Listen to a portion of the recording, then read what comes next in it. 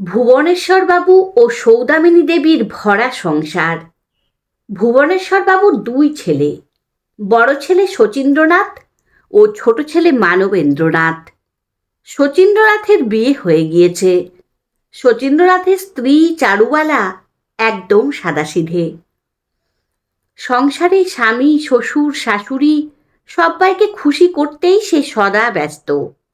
স্বামীর মন জুগিয়ে চলতেই তার দিন কাবার হয়ে যায়। ব্যবসায়ী স্বামীর মেজাজে সে খুবই তটস্থ। তার উপর চারুবালার প্রথম সন্তান হিসেবে মহুয়া হওয়াতে শচীন্দ্রনাথ একটু মনক্ষুণ্ণই হয়েছিল।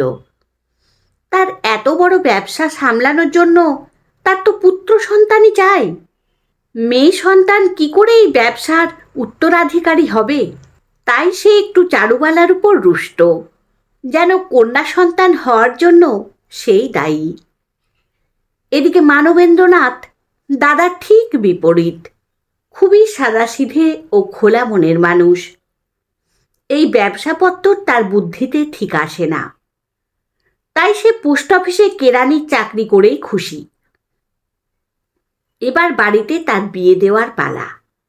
সৌদামিনী জানতেন যে মানবেন্দ্রনাথ যেরকম সহজ সরল, তাতে তাদের মৃত্যুর পর সে তার দাদার সাথে বুদ্ধিতে পেরে উঠবে না।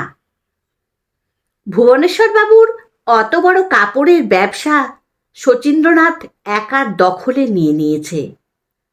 ছোট ছেলে ব্যবসা বোঝে না বলে ব্যবসার সব অধিকার ছেড়ে দিয়ে সরকারের কেরানি হয়েছে।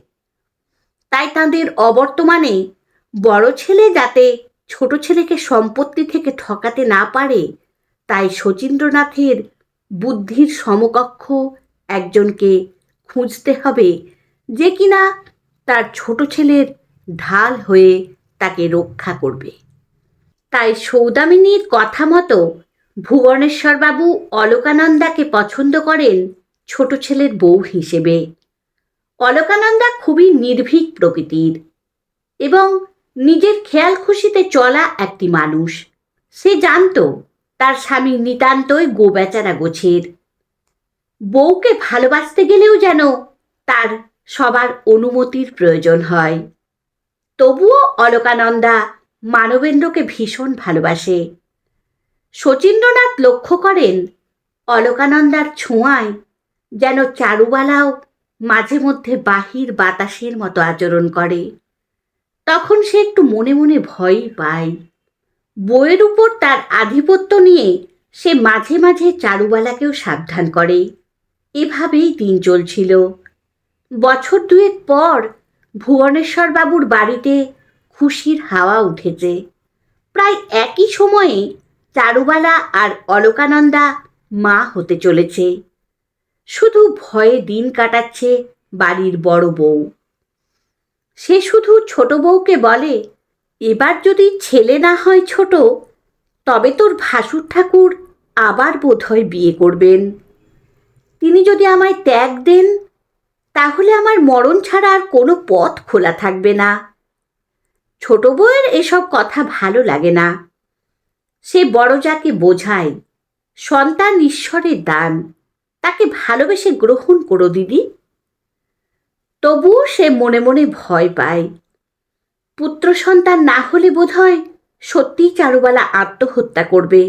সেও তার বড় জায়ের জন্য মনে মনে ঈশ্বরের কাছে প্রার্থনা করে। অবশেষে সেই শুভক্ষণ উপস্থিত হয়। দুই বউয়েরই পুত্র সন্তান লাভ হয়। কিন্তু ছোট বউয়ের ঘরে যে সন্তান আসে সে প্রতিবন্ধী। তার দুটি পায়ের একটি পা সম্পূর্ণভাবে তৈরি হয়নি মায়ের জঠরে। বড় ছেলে ব্যঙ্গ করে বলল, ছোট বউ তার উদ্দাম আচরণের সাজা পেয়েছে। অলকানন্দা হুঙ্কার দিয়ে ওঠে, খবরদার, যদি আমার ছেলের সম্পর্কে একটাও বাজে কথা বলা হয়, সে শরীরে প্রতিবন্ধী, মনে নয়। পৃথিবীতে মনের প্রতিবন্ধী মানুষগুলোকে নিয়ে যদি চলা যায়, তবে ও তো আমার রাজা। আমার সন্তান হবে মনের রাজা, মনুষ্যত্বের রাজা। তাই অলকানন্দা ছেলের নাম রাখে রাজা। চারুবালার ছেলের নাম হয় জয়। শচীন্দ্রনাথের বড় আশা, জয় বড় হয়ে বিশ্ব জয় করবে।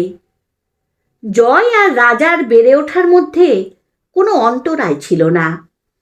তার লালন পালনে ছোট বউ কোনো ব্যবধান তৈরি হতে দেয়নি কখনো।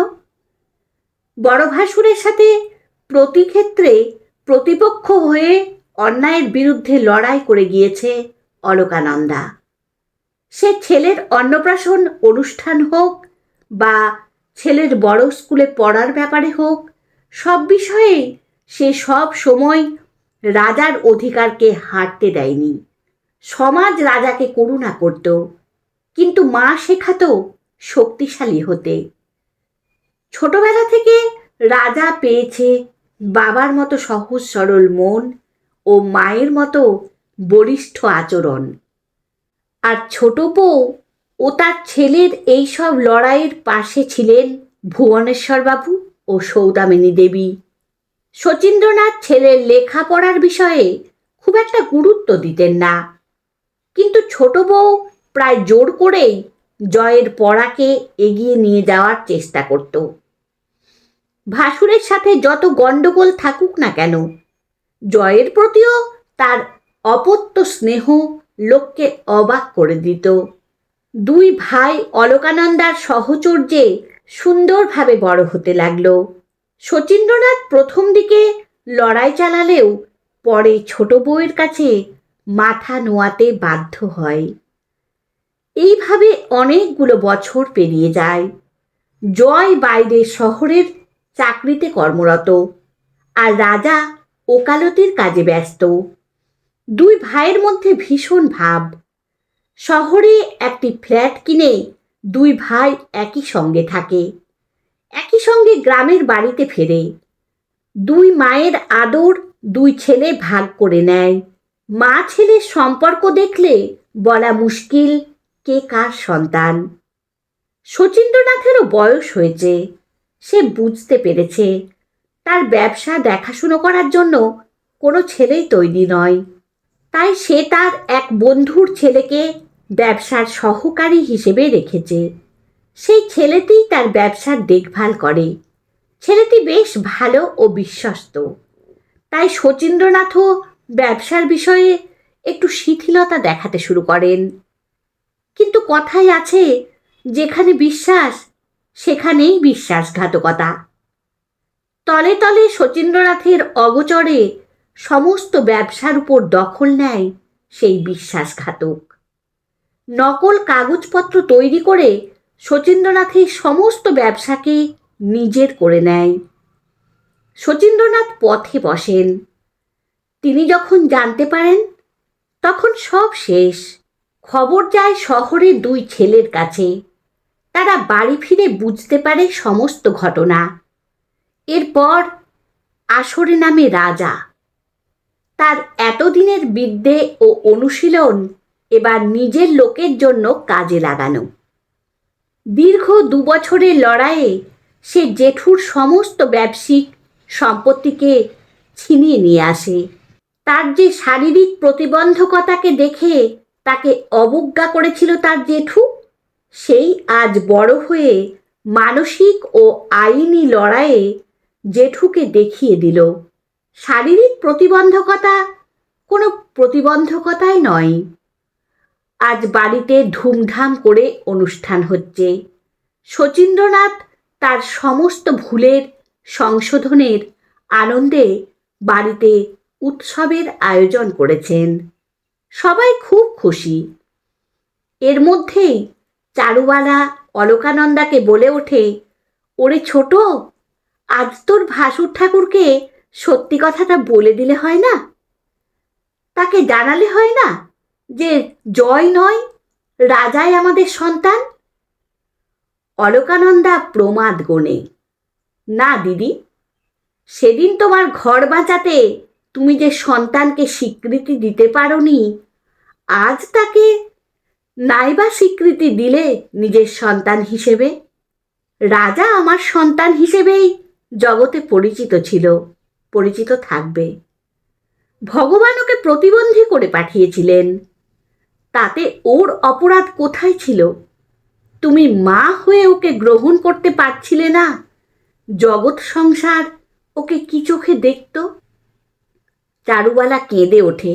সে বলে, তুই যে দয়া আমার রাজার উপর করেছিস তার কৃতজ্ঞতা আমি কিভাবে জানাবো জানি না। ছোট বউ উত্তর দেয়, দয়া সেদিন আমি ওই ছোট্ট শিশুটাকে করেছিলাম না, করেছিলাম তোমাকে। তোমার স্বামী তোমায় প্রতিবন্ধী ছেলে জন্ম দেওয়ার জন্য কি শাস্তি দেবে সেই ভেবে ছেলেকে অস্বীকার করেছিলে। তাই আজ নতুন করে এই স্বীকৃতিটুকু নাই বা দিলে। আজ বাড়ির এত আনন্দের মাঝেও এক মা তার ভুলের স্বীকৃতি করেছে চোখের জলে। দিনের সেই ভুল আজ তাকে মায়ের স্বীকৃতি থেকে দূরে রেখে দিল। একেই বোধহয় বিধির বিধান বলে।